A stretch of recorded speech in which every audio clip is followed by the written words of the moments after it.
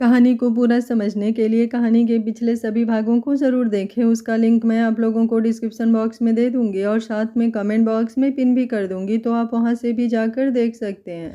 स्नेहा ने अपना चेहरा हल्का सा ऊपर उठाया और बोली, मैं 1 मंथ प्रेग्नेंट हूँ ना, तो ऑलमोस्ट 8 महीने हैं हमारे पास। देखना, ये 8 महीने मैं अपना ख्याल बहुत अच्छे से रखूँगी। इस बार मैं कोई गलती नहीं करूँगी अंगद जी, कोई भी गलती नहीं करूँगी। इसके बाद बेशक से मुझे मौत आ जाए, लेकिन इन 8 महीनों में मैं अपने आप को एक खरोच। उसकी बात पूरी होती उससे पहले ही अंगद ने गुस्से से उसकी तरफ देखा और फिर उसके होठों पर अपनी उंगली रख दी। स्नेहा की बोलती बंद हो गई थी। अंगद उसकी तरफ देखते हुए बोला, तुम्हें अपना ख्याल रखने की ज़रूरत नहीं है जान। इस बार मैं तुम्हारा ख्याल रखूँगा और आई प्रॉमिस मैं तुम्हें कुछ नहीं होने दूँगा। इन 8 महीनों में और ना ही पूरी ज़िंदगी में मैं तुम्हें एक खरोच भी नहीं आने दूंगा। स्नेहा ने रोते हुए ही अपना सिर हिलाया और अंगद ने अब उसकी आंखों को प्यार से चूम लिया। कुछ देर बाद डॉक्टर वहां पर वापस आई और फिर उन्होंने स्नेहा को विटामिन और कैल्शियम की कुछ मेडिसिन्स वगैरह प्रिस्क्राइब की, जो उसकी प्रेगनेंसी में काम आने वाली थी, उसकी ग्रोथ को और भी ज़्यादा अच्छा करने वाली थी। उन्होंने अंगद को बता दिया था कि अभी उन्हें सोनोग्राफी वगैरह करने की ज़रूरत नहीं है, उसके लिए अभी वो लोग 1-2 महीने और इंतज़ार कर सकते हैं। बस उन्हें स्नेहा की डाइट वगैरह का अच्छे से ख्याल रखना है। उसकी डाइट में फ्रूट्स और ग्रीन वेजिटेबल्स और भी ज़्यादा ऐड करनी है और दूध और पानी में भी कोई कमी नहीं आनी चाहिए, और दवाइयाँ तो रेगुलर चलने ही वाली थी। अंगद ने डॉक्टर से सब कुछ डिस्कस किया और फिर स्नेहा के साथ वहाँ से मित्तल मेंशन के लिए निकल गया। स्नेहा तो बहुत ज़्यादा खुश हो रही थी, वो भी अब सबके रिएक्शंस के बारे में सोच रही थी। तकरीबन आधे घंटे बाद वो लोग मित्तल मेंशन पहुँचे और जैसे ही वो दोनों अंदर की तरफ आए, अचानक से ही उन दोनों के ऊपर गुलाब की पंखुड़ियाँ गिरने लगी थी और साइड में खड़े हुए ध्रुव और पिया ने पार्टी प्रॉपर्स चलाए, तो वो सब भी अब स्नेहा और अंगद के ऊपर गिर रहा था। सब लोग स्नेहा की तरफ देखते हुए एक साथ चिल्लाए, हैप्पी बर्थडे। स्नेहा का चेहरा अब और भी ज़्यादा खिल गया था। संगम अब भागते हुए स्नेहा के पास आया और उसके पैरों से लिपट कर बोला, हैप्पी बर्थडे स्नेहा माँ, मैंने आपको कहा था कि मुझे आपको सबसे पहले विश करना है, लेकिन आपने एक बार फिर से मुझे धोखा दिया और डैड के पास चले गए। एक तो ये डैड हैं जो हम दोनों के बीच आते हैं, मुझे बिल्कुल अच्छा नहीं लगता। मेरा मन करता है मैं डैड को कहीं दूर ट्रिप पर भेज दूँ। उसकी बात सुनकर अंगद मुस्कुराया और अगले ही पल उसने संगम के ऊपर हल्का सा झुकते हुए कहा, आपको पता है जो गुड न्यूज़ अभी मैं आपको देने वाला हूँ ना, उसके बाद तो आप पापा को आई लव यू कहोगे। उन्हें दूर भेजना तो दूर की बात, फिर तो आपको भी बेसब्री से किसी का इंतज़ार होगा। उसकी बात सुनते हुए स्नेहा का चेहरा शर्म से लाल हो रहा था और बाकी सब लोगों के चेहरे पर सवालिया एक्सप्रेशंस आ गए थे। अंगद ने एक नज़र सबकी तरफ देखा और फिर मुस्कुराते हुए बोला, हमारी लिटिल प्रिंसेस एक बार फिर से हम लोगों के पास आने वाली है। स्नेहा प्रेग्नेंट है मॉम। ये बोलते हुए वो शारदा जी की तरफ देख रहा था और शारदा जी ने तुरंत अपने मुंह पर अपना हाथ रख लिया था। स्नेहा ने तो शर्म के मारे अब अपना चेहरा ही झुका लिया था। आभा खुश होते हुए बोली, ओ गॉड, मैंने आपको कहा था ना ध्रुव कि भगवान मेरी विश जरूर पूरी करेंगे। देखा, उन्होंने मेरी सुन ली। मैं हमेशा से चाहती थी कि स्नेहा भी मेरे साथ प्रेग्नेंट हो जाए और हम दोनों की प्रेगनेंसी एक साथ हो, और देखा अब वो भी प्रेग्नेंट हो गई। बिल्कुल पहले की तरह ही हम दोनों प्रेग्नेंट हैं, पर कहीं पहले की तरह। ये बोलते बोलते वो चुप हो गई थी और उसकी आंखों में आंसू आ गए थे। ध्रुव ने जल्दी से उसे अपने सीने से लगाया और बोला, खबरदार, अगर बिल्कुल भी रोई तो कुछ नहीं होगा पहले जैसा, अब सब कुछ अच्छा ही होगा। एक बार फिर से खुशियाँ इस घर में आ रही हैं, तो हम लोग किसी की नज़र हमारी खुशियों पर नहीं पड़ने देंगे। और तुम ऐसे रोने लगी जैसे तुम कोई छोटी बच्ची हो। अरे 2-2 छोटे बच्चे आने वाले हैं इस घर में, अब तुम लोगों को थोड़ा मैच्योर होना पड़ेगा, है ना स्नेहा। स्नेहा ने मुस्कुराते हुए अपना सर हाँ में हिलाया। अब आभा उसकी तरफ गई और उसके हाथों को अपने हाथों में थाम कर चूमते हुए बोली, मैं तुम्हारे लिए बहुत खुश हूँ स्नेहू, तुम भी दोबारा प्रेग्नेंट हो गई और मैं भी प्रेग्नेंट हूँ। अब हम दोनों एक बार फिर से मॉम बनेंगे। संगम की माँ तो तुम्हारे साथ साथ मैं भी हूँ, लेकिन अब हमारी गोद में एक एक बेबी और होगा। स्नेहा भी मुस्कुरा कर बोली, आप जो कह रही हैं वो सब ज़रूर होगा भाभी, और बहुत जल्दी होगा। इस बार हम दोनों अपना अपना ख्याल बहुत अच्छे से रखेंगे। संगम भी मुस्कुराते हुए बोला, वैसे तो मुझे आपको आई लव यू नहीं कहना था, लेकिन आपने मुझे जो गुड न्यूज़ दी है ना, उसके बाद तो मेरा सच में आपको आई लव यू कहने का मन कर रहा है डैड, क्योंकि मुझे पता है मॉम अकेले प्रेग्नेंट नहीं हो पाती। डैड को मॉम को बहुत सारा प्यार करना पड़ता है, फिर ही मॉम प्रेग्नेंट होती हैं। और आपने भी स्नेहा माँ को इतना इतना इतना प्यार किया कि वो प्रेग्नेंट हो गई। उसकी बातें सुनते हुए सबने अपने मुंह पर हाथ रख लिया था। संगम ऐसी कोई बात बोल जाएगा किसी को अंदाज़ा नहीं था, और स्नेहा तो अब शर्म से पानी पानी होने लगी थी। वो जल्दी से बोली, मैं ऊपर जा रही हूँ, मुझे थोड़ी थकान सी लग रही है, मैं थोड़ी देर बाद आती हूँ। ये बोलकर वो वहाँ से जाने लगी तो आभा हंसते हुए बोली, हाँ हाँ, थकावट तो होगी तुम्हें, कल रात अंगद ने तुम्हारा बर्थडे लगता है बहुत अच्छे से मनाया है। उसकी बात सुनते हुए स्नेहा की धड़कन तेज हो गई थी और अब वो जल्दी से ऊपर की तरफ दौड़ गई। अंगद मुस्कुराते हुए उसकी तरफ देख रहा था। आभा अंगद की तरफ देखते हुए बोली, वैसे एक छोटा सा थैंक यू तो तुम्हें भी कहना ही चाहिए, आखिर स्नेहा की प्रेगनेंसी की वजह तो तुम ही हो। उसकी इस बात पर अब अंगद भी शर्माने लगा था। वो भी जल्दी से बोला, अगर स्नेहा थक गई है तो मैं भी तो थका हुआ हूँ ना, एक काम करता हूँ, मैं भी थोड़ा सा आराम कर लेता हूँ।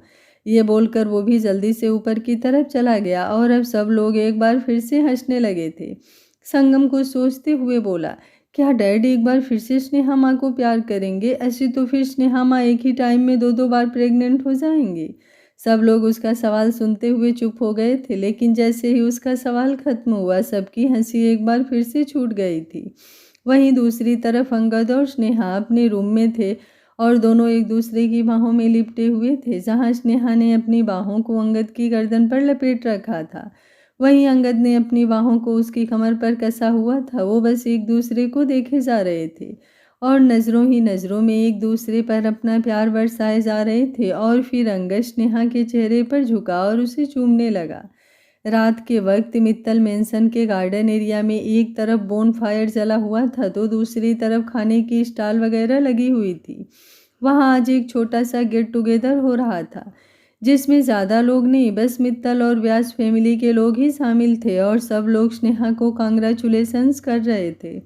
आज उसका बर्थडे भी था और आज के दिन ही उसकी प्रेगनेंसी की न्यूज़ मिली थी, तो सब लोग उस पर और भी ज़्यादा प्यार लुटा रहे थे। पहले तो अंगद ने सोचा था कि वो स्नेहा के बर्थडे की ग्रैंड पार्टी करेगा, लेकिन अब उसने छोटा सा गेट टुगेदर ही रखा था, क्योंकि वो नहीं चाहता था कि अभी फ़िलहाल स्नेहा ज़्यादा लोगों से मिले और किसी की भी उस पर नज़र जाए और उसे बुरी नज़र लगे। वो अपनी जान को बुरी नज़रों से बचा कर रखना चाहता था, जिसके लिए एक चीज़ बहुत ज़रूरी थी और उसने सोच लिया था कि वो पहले की तरह रिस्क नहीं लेगा। वो लोग जो स्नेहा को नुकसान पहुंचाना चाहते थे उन्हें वो हमेशा के लिए ख़त्म कर देगा। सुमित्रा जी को तो ऑलरेडी वो उस दुनिया से भेज चुका था, लेकिन अभी एक इंसान बाकी था जिसे अब अंगद जल्द ही ख़त्म करने वाला था। जहाँ एक तरफ पार्टी चल रही थी, वहीं दूसरी तरफ अंगद फिलहाल फ़ोन पर किसी से बात कर रहा था, और वो किसी और से नहीं, आशुतोष से ही बात कर रहा था। आशुतोष से बात करते हुए उसकी नज़रें स्नेहा पर थी, जो निया और पिया के साथ बैठी हंस रही थी। तभी सामने से आशुतोष बोला, मैंने उसके सारे इन्वेस्टर्स से बात कर ली है। वैसे तो लोग उसकी कंपनी में कुछ भी नई इन्वेस्टमेंट नहीं कर रहे हैं, लेकिन जो पुरानी इन्वेस्टमेंट थी उसके लिए भी अब उन लोगों ने उसे कॉल मैसेज करने शुरू कर दिए होंगे, और कल उसके ऑफिस में भी अच्छे से ड्रामा होने वाला है। वो सारे लोग अपनी इन्वेस्टमेंट उससे वापस मांगने वाले हैं, और जो लोन उसके बैंक से चल रहे हैं उसके लिए भी मैंने बैंक वालों से बात कर ली है। वैसे भी उसके वो सारे लोन डिफ़ॉल्ट ही हो रहे हैं। वो कई महीनों से अपनी ईएमआई तक पे नहीं कर पा रहा है। शायद उसका बिजनेस काफ़ी लॉस हो चला है, इसलिए तो अब उसने 2 नंबर के काम भी शुरू कर दिए हैं। बस आज की रात वो अच्छे से बिताने वाला है, बाकी कल का सूरज तो उसके लिए बहुत मनहूस साबित होने वाला है। अंगद कुछ सोचते हुए बोला, जो चीज़ हमें कल करनी है क्यों ना आज ही कर ली जाए। पता लगाओ कि इस वक्त वो कहाँ है और उसकी फैक्ट्री में क्या हो रहा है। अगर कोई न्यूज़ मिलती है तो मुझे इन्फॉर्म करो। आशुतोष चौंकते हुए बोला, लेकिन अभी तो फिलहाल आज पार्टी में आप बिजी हैं ना सर। अंगद ने एक गहरी सांस ली और स्नेहा की तरफ देखते हुए बोला, मेरी फैमिली से बढ़कर मुझे कुछ भी नहीं है आशुतोष, इसलिए मैं चाहता हूँ कि इस बार सामने वाले को मैं अपने सामने खड़े भी ना होने दूँ। उसके मुझ पर अटैक करने से पहले ही उसकी ऐसी हालत कर दूं कि वो घुटनों के बल आ जाए और फिर अपना दम तोड़ दे। इस बार मैं किसी को अपनी फैमिली को नुकसान पहुंचाने का मौका नहीं देने वाला। आशुतोष जल्दी से बोला, ठीक है बॉस, मैं अभी पता लगवाता हूँ कि उसकी फैक्ट्री में क्या हो रहा है और वो खुद भी कहाँ है। अगर मुझे ऐसा कुछ मिलता है जिस पर हम लोग एक्शन ले सकते हैं तो मैं आपको ज़रूर इन्फॉर्म करूँगा। उसकी बात सुनकर अंगद ने कॉल डिस्कनेक्ट किया और फिर वापस स्नेहा की तरफ आ गया। स्नेहा ने जैसे ही उसे देखा वो मुंह बनाते हुए बोली, देखिए ना अंगद जी, ये लोग मुझे परेशान कर रहे हैं। मुझे ये सब नहीं खाना, लेकिन फिर भी ये लोग मुझे ज़बरदस्ती खिला रहे हैं। और ये सूप, ये तो मुझे बिल्कुल भी नहीं चाहिए। अगर कुछ ठंडा और खट्टा मीठा सा मिल जाए तो बात बन जाए। ये बोलते हुए उसने अपनी जीभ को लपलपाया तो अंगद अब नीचे चेयर पर बैठा और बोला, अभी पिलाऊं मैं तुम्हें कुछ ठंडा और चटपटा? चुपचाप ये गर्मा गर्म सूप पियो और थोड़ी देर बाद हम खाना खाएंगे। अनुपमा जी स्नेहा और अंगद की तरफ ही देख रही थी। जहां वो जब स्नेहा को सूप पिलाने की कोशिश कर रही थी तो स्नेहा मुंह भी नहीं खोल रही थी। लेकिन अब अंगद की बात सुनकर स्नेहा ने पहले तो मुंह बनाया, पर जब अंगद ने उसे सूप पिलाना शुरू किया तो वो चुपचाप सूप पीने भी लगी।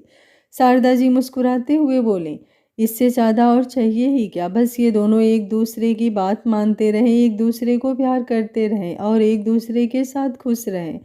इससे ज़्यादा तो हम लोगों की कोई ख्वाहिश भी नहीं है। शारदा जी भी मुस्कुराकर बोली, सच कहा आपने। ये बोलकर उन्होंने तुरंत अपने पर्स में से कुछ पैसे लिए और फिर अंगद और स्नेहा की नज़र उतारने लगी। स्नेहा मुस्कुरा रही थी और अंगद अभी भी उसे जूस पिला रहा था। जहां अनुपमा जी खुश हो रही थी कि उनकी बेटी को बहुत ही ज़्यादा प्यार करने वाला ससुराल मिला है। लगभग से 1 घंटा यूं ही बीत गया और अब अंगद ने स्नेहा को खाना खिलाना शुरू कर दिया था, लेकिन अभी उसने 2 ही निवाले खाए थे कि उसके पास आशुतोष का फ़ोन आया। वो आशुतोष का कॉल तो रिसीव करना चाहता था, लेकिन इस वक्त स्नेहा उसके साथ थी और वो नहीं चाहता था कि स्नेहा उसकी बातें सुनकर जरा सा भी परेशान हो। इसलिए उसने उसकी कॉल को पूरी तरह से अवॉइड किया और साइलेंट करके फ़ोन साइड में रख दिया। स्नेहा भी उसे अपने हाथों से खाना खिला रही थी। आशुतोष इस वक्त गाड़ी में था और अंगद को बार बार फ़ोन मिलाया जा रहा था। अभी अभी उसे पता चला था कि जिस इंसान के बारे में वो अंगद से बात कर रहा था वो आज एक बहुत ही घिनौनी हरकत करने वाला है। उसने शहर के कुछ बच्चों को अगवा करवाया है और उन्हें दूसरे देश में बेचने वाला है, जिसके बदले में उसे लाखों रुपए मिलने वाले हैं। इस वक्त उसकी फाइनेंशियल हालत काफ़ी ज़्यादा ख़राब हो चुकी थी। अंगद को भी उसके बारे में काफ़ी पहले से ही पता था, तो वो भी धीरे धीरे उसकी हालत और ज़्यादा ख़राब करवा रहा था। उसे फाइनेंशियली कमज़ोर कर रहा था और अब तो जैसे सच में उसकी औकात आसमान से ज़मीन पर आ चुकी थी। लेकिन हालत ख़राब होने के बाद वो इस तरह की कोई हरकत करेगा, इसका अंदाज़ा अंगद को भी नहीं था। और यही सब बताने के लिए आशुतोष उसे कॉल कर रहा था, क्योंकि अगले आधे घंटे में ही वो ट्रक वहाँ से निकलने वाला था, जिसमें लगभग से 50 बच्चे थे और एक बच्चे के 10-10 लाख रुपए उस आदमी को मिलने वाले थे। लेकिन आशुतोष अंगद को तभी ये सब बता पाता जब अंगद उसका कॉल रिसीव करता, पर फिलहाल तो अंगद उसका फ़ोन उठा ही नहीं रहा था। और अब आशुतोष को डर लग रहा था कि कहीं उनके हाथों से ये सब छूट ना जाए, कहीं वो बच्चे यहाँ से रवाना ना हो जाएं। ऐसे में अंगद का बदला बेशक से पूरा ना हो, लेकिन उन बच्चों के साथ बहुत गलत हो जाएगा, जो अंगद भी कभी नहीं चाहता होगा। एक पुरानी फैक्ट्री जो सालों से बंद पड़ी थी और उस फैक्ट्री के दरवाजे पर भी धूल मिट्टी जमी हुई थी। उसके अंदर इस वक्त एक ट्रक खड़ा था जिसमें लगभग से 50 बच्चे खड़े हुए थे और उनके हाथ पैर और उनके मुंह अच्छी तरह से बंधे हुए थे, ताकि ना वो किसी तरह की आवाज़ कर पाएँ और ना ही किसी तरह की शरारत कर पाएँ। उस ट्रक के बाहर 3 आदमी खड़े थे और उनमें से एक निश्चय आहूजा था।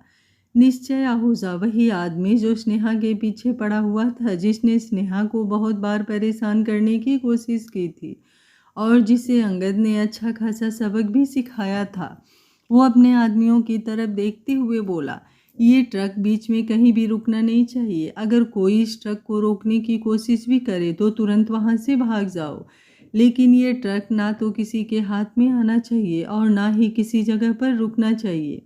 अब तुम एक काम करो, जल्दी से ट्रक बंद करो और निकलो यहाँ से। अभी वो बोल ही रहा था कि अचानक से फैक्ट्री का दरवाज़ा एकदम से टूट गया और पुलिस की 3-4 गाड़ियाँ अंदर की तरफ आईं।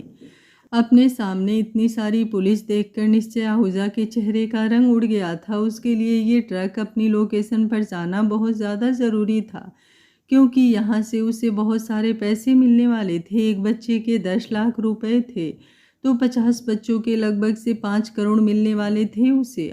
और यही 5 करोड़ तो वो अपने बिजनेस में लगाने वाला था। उसका बिजनेस इस वक्त पूरी तरह से डूब रहा था और उसे कोई नया इन्वेस्टर भी नहीं मिल रहा था। तो ये पैसे उसके लिए बहुत ज़्यादा मायने रखते थे, लेकिन अब अपने सामने पुलिस को देखकर उसके हाथ पैर ढीले पड़ने लगे थे। तभी इंस्पेक्टर अपनी जीप से नीचे उतरकर उसके पास आए तो निश्चय लड़खड़ाती हुई आवाज़ में बोला, आप लोग यहाँ पर, आप लोग यहाँ कैसे?" ये बोलते हुए उसने अपने आदमियों को इशारा किया ताकि वो पीछे की तरफ जा सके और उन बच्चों को छुपा सके, लेकिन वो ट्रक पूरी तरह से खुला था और इंस्पेक्टर ने अपनी टीम को इशारा किया तो उनकी आधी टीम तुरंत पीछे की तरफ भाग गई थी। और जैसे ही उन्होंने वहां पर बच्चों को देखा, एक कांस्टेबल जल्दी से बोला, "सर, खबर बिल्कुल पक्की है, हमारे सामने ही है सारे बच्चे और सबके मुंह बांधे गए हैं। बेचारों का बुरा हाल किया हुआ है। साफ पता चल रहा है कि ये आदमी इन बच्चों को बेचने वाला था, साला घटिया आदमी।" ये बोलते हुए उसके चेहरे पर भी गुस्सा झलक रहा था और अब उसने हवलदार की तरफ देखते हुए कहा, "सब बच्चों के मुंह पर से टेप हटाओ और उनके हाथ पैर खोलो।" जैसे ही उसने कहा, सारे हवलदार ट्रक के ऊपर चढ़ गए और अगले ही पल उन बच्चों को आज़ाद करवाया जाने लगा। वहीं निश्चय इंस्पेक्टर की तरफ देखते हुए बोला, "देखिए, मुझे नहीं पता यहाँ पर आप लोग क्यों आए हैं और किसने आपको यहाँ के बारे में इन्फॉर्मेशन दी, लेकिन मेरे पास आप लोगों के लिए एक बहुत बढ़िया ऑफ़र है।" अभी वो बोल ही रहा था कि इंस्पेक्टर ने तुरंत उसके मुंह पर एक ज़ोरदार थप्पड़ जड़ दिया और बोला, "ऑफ़र तो हमारे पास भी तुम्हारे लिए बहुत अच्छा है। अगर तुम कहो तो अभी डॉक्यूमेंट बनवाऊं क्या?"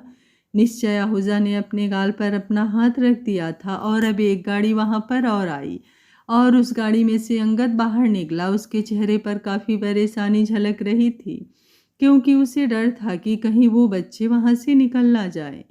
अगर एक बार वो बच्चे वहां से निकल गए तो ना जाने उन्हें कौन कौन से रास्तों से यहाँ से लेकर जाया जाएगा और उन्हें पकड़ना बहुत मुश्किल हो जाएगा। लेकिन अब इंस्पेक्टर को और उनकी टीम को बच्चों के समेत देखकर उसने राहत की एक सांस ली।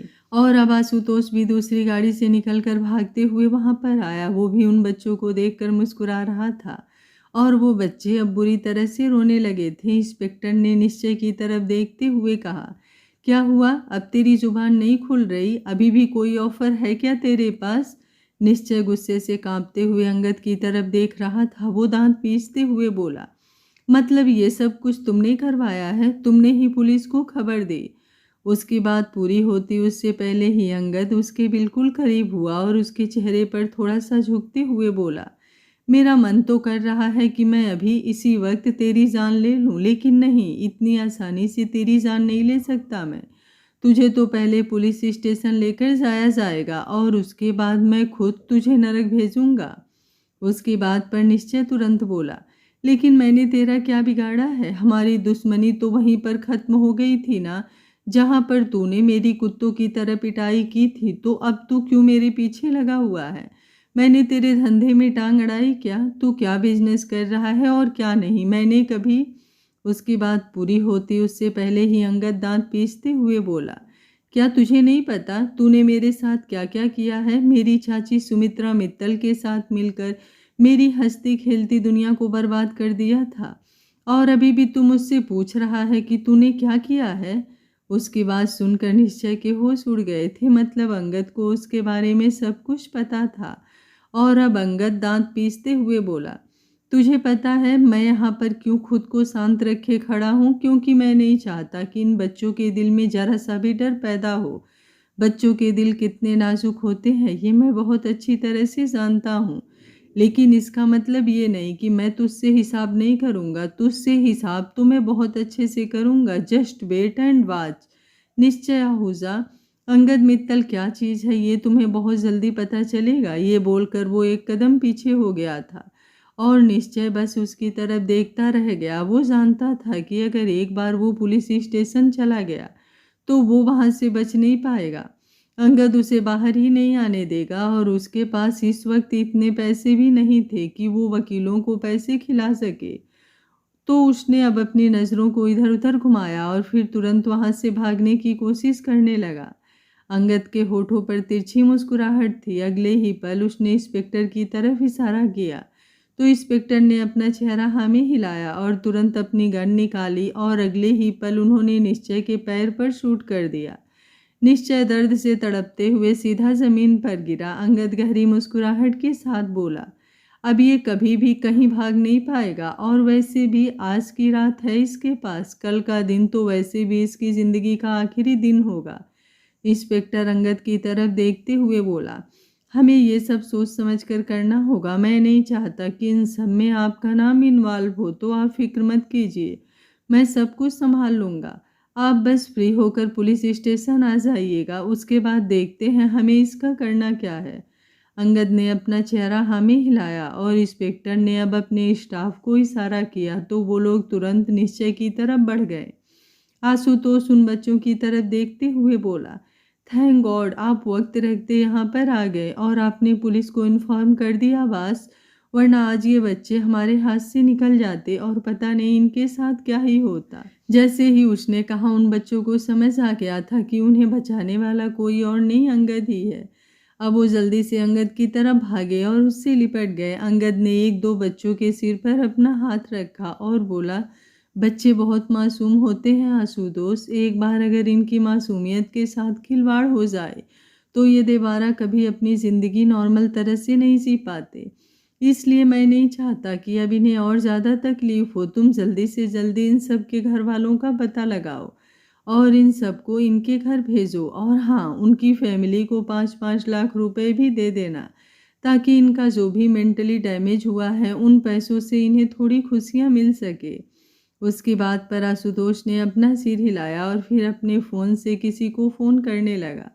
उसे अब हर एक बच्चे को उनके घर पहुंचाना था, लेकिन उससे पहले तो उन बच्चों को वहां से बाहर लेकर जाना था, किसी ऐसी जगह पर जहां पर वो सेफ फील कर सके। अंगद ने अब अपने हाथ में बंधी हुई घड़ी की तरफ देखा जहां पर लगभग से 1 बजने को आ गया था और अब उसने अपनी पॉकेट से फ़ोन निकाला और फिर उस पर स्नेहा के मैसेज चेक करने लगा। हालांकि उसने स्नेहा को बोल दिया था कि वो किसी ज़रूरी काम से बाहर जा रहा है और थोड़ी ही देर में आ जाएगा, वो उसकी फिक्र ना करे। लेकिन फिर भी स्नेहा को कहाँ चैन आने वाला था। वो हर 15-20 मिनट में उसे मैसेज किए जा रही थी, I love you Angad ji, I miss you Angad ji. उन मैसेज को पढ़ते हुए अंगद के होठों पर मुस्कुराहट थी और अब उसने तुरंत स्नेहा को कॉल लगा दिया और अपनी गाड़ी की तरफ बढ़ गया। इंस्पेक्टर निश्चय और वहाँ जितने भी आदमी थे उन्हें खुद ब खुद पुलिस स्टेशन लेकर जाने वाले थे और आशुतोष बाकी का सारा काम संभालने वाला था। अंगद पूरी तरह से फ्री था। उसने जैसे ही स्नेहा को कॉल किया, स्नेहा ने सामने से तुरंत कॉल रिसीव कर लिया। अंगद हंसा और बोला, तुम फोन अपने हाथ में लेकर ही बैठी थी क्या? स्नेहा मुंह बनाते हुए बोली, और नहीं तो क्या, आपके बिना चैन आएगा। मैं तो बस आपको फ़ोन करने का सोच ही रही थी, लेकिन सोचा कि कहीं आप डिस्टर्ब ना हो जाए, इसलिए रुक गई। अब आप बताइए ना अंगद जी, आप कितनी देर में आएंगे?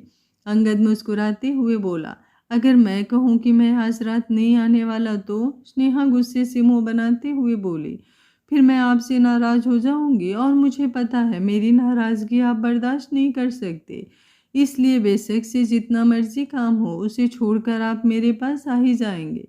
अंगद मुस्कुराया और बोला, ये तो तुमने बिल्कुल सच कहा है जान, पर फिलहाल अब तुम 10-15 मिनट मेरा इंतज़ार करो, मैं ड्राइव कर रहा हूँ, जल्दी ही घर पहुँच जाऊँगा। स्नेहा तुरंत बोली, ठीक है, मैं आपका वेट करती हूँ, मिस यू सो मच। ये बोलकर उसने अब अपने फ़ोन पर हल्का सा किस भी किया और फिर कॉल डिस्कनेक्ट कर दिया। अंगद के होठों की मुस्कुराहट अब और भी ज़्यादा लंबी हो गई थी।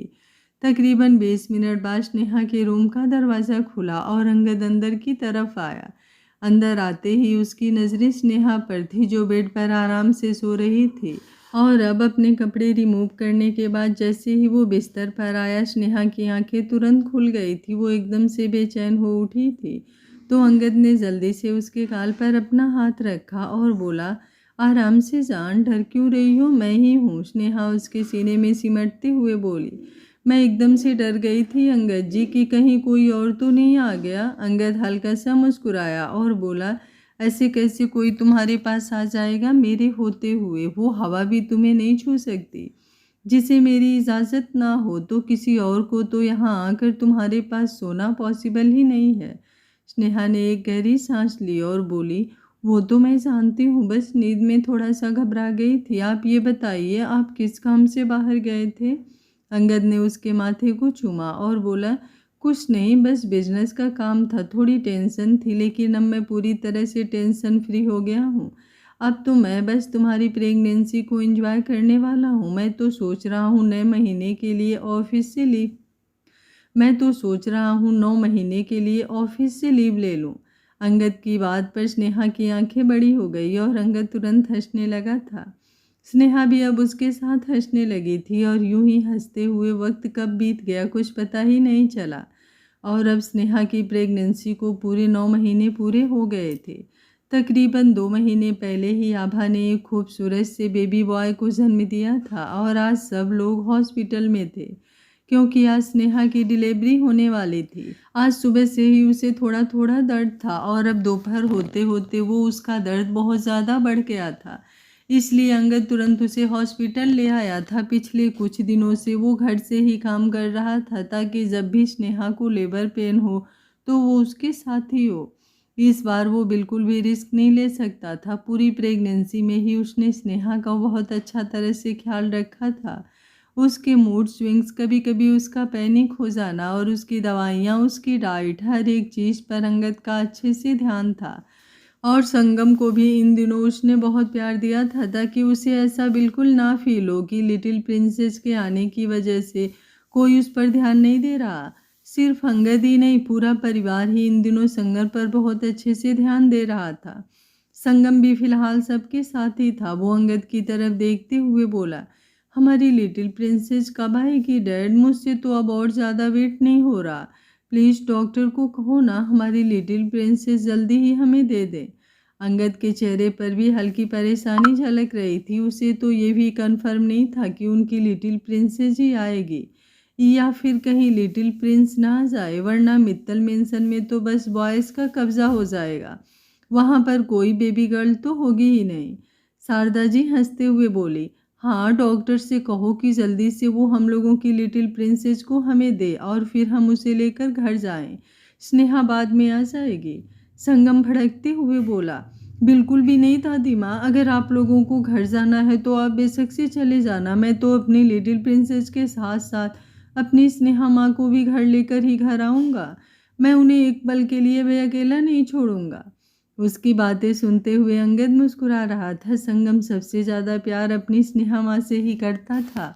अंगद ने अब उसके गाल पर अपना हाथ रखा और बोला, दादी माँ मजाक कर रही हैं। आपकी स्नेहा माँ और आपकी लिटिल प्रिंसेस एक साथ ही घर जाएंगे और आप ही उन्हें घर लेकर जाओगे? संगम जल्दी से बोला, यस डैड, और उनका अच्छे से ख्याल भी रखूंगा। अंगद मुस्कुराया और तभी वार्ड का दरवाज़ा खुला और नर्स बाहर की तरफ आई।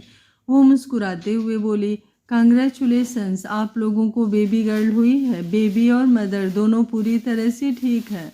बस अभी उनके क्लीन होने में थोड़ा टाइम लगेगा, तो आप लोग थोड़ा थोड़ा पेशेंस रखिए। जैसे ही सब होता है मैं बेबी को लेकर बाहर आती हूँ। नर्स तो अपनी बात बोलकर चली गई थी और अंगद की धड़कनें इतनी तेज हो गई थी कि वो तो बस अपनी धड़कनों को संभालता रह गया।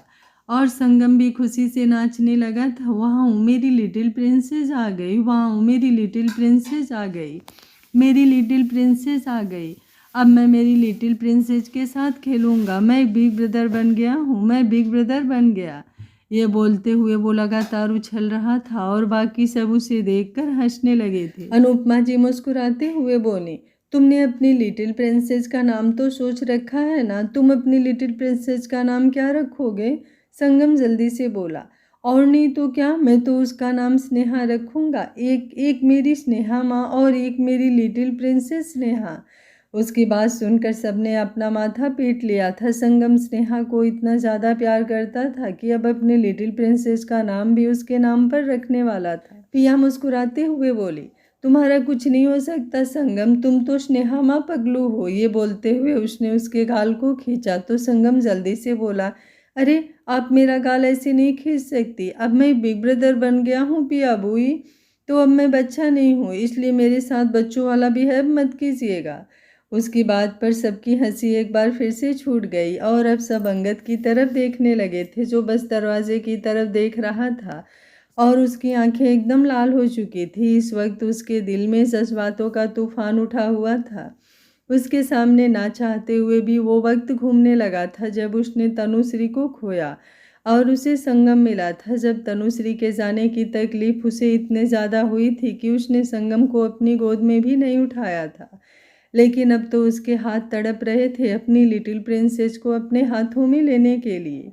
ध्रुव उसके पास आया और उसके कंधे पर अपना हाथ रखते हुए बोला, बस 5 मिनट और। अंगद गहरी सांस लेकर बोला, मुझे नहीं पता मैं कैसे हमारी लिटिल प्रिंसेस को संभालूंगा, मैं कैसे उसे अपनी गोद में उठाऊंगा। मुझे मुझे तो डर लगने लगा है भाई।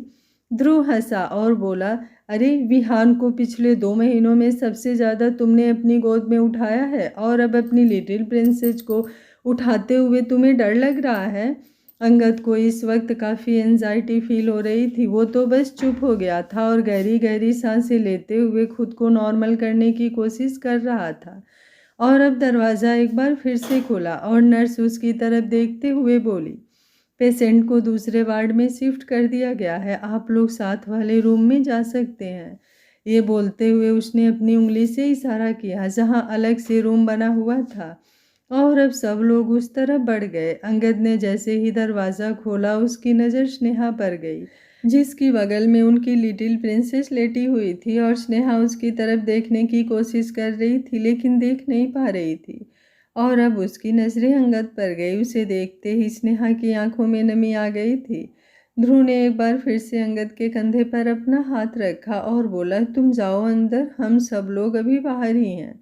अंगद ने कुछ नहीं कहा, बस चुपचाप अंदर की तरफ आ गया और इस वक्त उसका दिल जोरों से धक धक कर रहा था। वो खुशी जो एक बार उनकी झोली में आते आते रह गई, फाइनली एक बार फिर से भगवान ने उन्हें वो खुशी दे ही दी थी। और अब स्नेहा ने अपनी नज़रें हटाकर अंगद ने अपनी लिटिल प्रिंसेस की तरफ देखा। स्नेहा जल्दी से बोली, वो संगम। अंगद जी पहले उसे बुला लीजिए ना, मैं चाहती हूँ इस पल में वो हमारे साथ हो। अंगद ने उसके गाल पर अपना हाथ रखा और बोला, I am proud of you जान और आई लव यू। स्नेहा ने तुरंत उसके हाथ से अपना गाल रगड़ा और बोली, thank you so much Angad ji, मुझे इतने प्यारे 2 बच्चे देने के लिए। अंगद मुस्कुराया और तुरंत बाहर की तरफ आ गया। बाहर आकर जैसे ही उसने दरवाज़ा खोला उसकी नज़र संगम पर गई, जो बस वेट कर रहा था कि कब एक बार फिर से दरवाज़ा खुले। और अब अंगद उसकी तरफ देखते हुए बोला, आपको आपकी स्नेहा माँ बुला रही है संगम। जैसे ही उसने कहा संगम की आंखें बड़ी हो गई। उसने तुरंत पूछा, सच में? अंगद ने अपना चेहरा हाँ में हिलाया तो संगम जल्दी से भागता हुआ अंदर की तरफ आया, लेकिन स्नेहा के बेड के पास आकर उसके कदम रुक गए थे। वो नन्ही सी प्रिंसेस को देख रहा था। हालांकि विहान को देखकर उसे इतना तो पता था कि बच्चे इतने छोटे ही होते हैं, लेकिन उसकी लिटिल प्रिंसेस तो और भी ज़्यादा छोटी थी। वो धीमे धीमे कदमों से स्नेहा और लिटिल प्रिंसेस के बिल्कुल करीब आया और फिर धीमी सी आवाज़ में बोला, ये सच में हमारी लिटिल प्रिंसेस है स्नेहा माँ। स्नेहा ने अपना चेहरा हाँ में हिलाया और संगम के गाल पर अपना हाथ रखकर बोली, इसे टच करके देखो बेटा, ये आपकी लिटिल प्रिंसेस ही है। संगम ने अपना कांपता हुआ हाथ बेबी की तरफ बढ़ाया और उसे हल्का सा टच करते हुए बोला, ये बहुत खूबसूरत है स्नेहा माँ। स्नेहा हंसकर बोली, क्योंकि ये आपकी लिटिल सिस्टर है ना, इसलिए इसे खूबसूरत तो होना ही था संगम। स्नेहा की बातें सुनते हुए अंगद मुस्कुरा रहा था। संगम जल्दी से बोला, क्या मैं इसे अपनी गोद में ले सकता हूँ स्नेहा माँ? स्नेहा भी मुस्कुरा कर बोली, हाँ बिल्कुल, सबसे पहले लिटिल प्रिंसेस आपकी गोद में ही आएगी। ये बोलकर अब उसने अंगद की तरफ देखा तो अंगद तुरंत आगे आया और उसने संगम को अच्छे से बेड पर बिठाया और फिर बेबी को उसकी गोद में डाल दिया। स्नेहा की आंखों से आंसू निकल गए थे पर वो खुशी के आंसू थे। उसकी आंखों के सामने उसकी पूरी दुनिया थी, उसका संगम और उसकी लिटिल प्रिंसेस। अब इसके अलावा उसे और कुछ नहीं चाहिए था।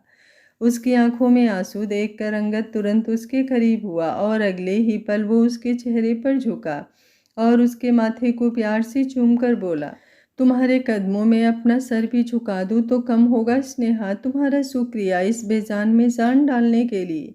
तुम सच में इस अंगद मित्तल की सांसों की ज़रूरत हो। कोई धड़कन नहीं, कोई दिल नहीं और कुछ भी नहीं, बस सिर्फ तुम। ये बोलते हुए उसने अपना माथा स्नेहा के माथे से लगाया हुआ था और उसकी सांसें स्नेहा के चेहरे को छू रही थी। पूरा परिवार बाहर से झांकते हुए उन लोगों की तरफ देख रहा था और सबके होठों पर बस एक ही बात थी, अ परफेक्ट स्टोरी। आज कहानी का अंतिम भाग था। कहानी आप लोगों को पूरी कैसी लगी कमेंट करने में बिल्कुल कंजूसी मत कीजिएगा। अंगद और स्नेहा का साथ कौन कौन मिस करेगा मुझे ज़रूर बताइएगा। Thank you for watching. इतने लंबे समय तक इस कहानी के साथ बने रहने के लिए और इस कहानी पर अपना प्यार बनाए रखने के लिए मिलते हैं अगली मेरी आज तक की फेवरेट कहानी के साथ। उम्मीद करती हूँ आप लोगों को भी बहुत पसंद आएगी। कल का गैप रहेगा, परसों 11 बजे आप लोग मिलेंगे इस कहानी के साथ।